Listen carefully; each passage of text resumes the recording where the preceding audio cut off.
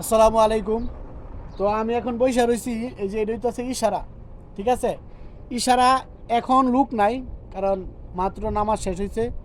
নামাজের পর পরই আয়া পড়ছি, আগে আমরা দুজন আয়া বই রইছি, লুক আসতেছে।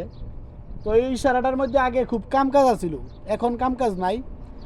সৌদি করে আমগর মতন কিছু বাঙালিরা নষ্ট করে লাইছে। আগে এখানে কাম হইতো আপনার কন্ট্রাক্ট হিসেবে কাজ হইতো। তো এখন সৌদির আইসা ওই জিগা কামসা মানে কয়টিয়া ঘন্টা কাম করালে, মানে ঘন্টা হিসেবে কাজ করা বলে লোক বিচারে, বুঝছেন নি?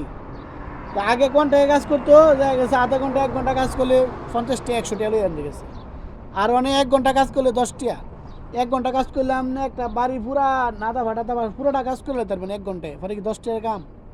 এমন নষ্ট হয়েছে, বুঝছেন? প্রবাসের অবস্থা খুবই খারাপ।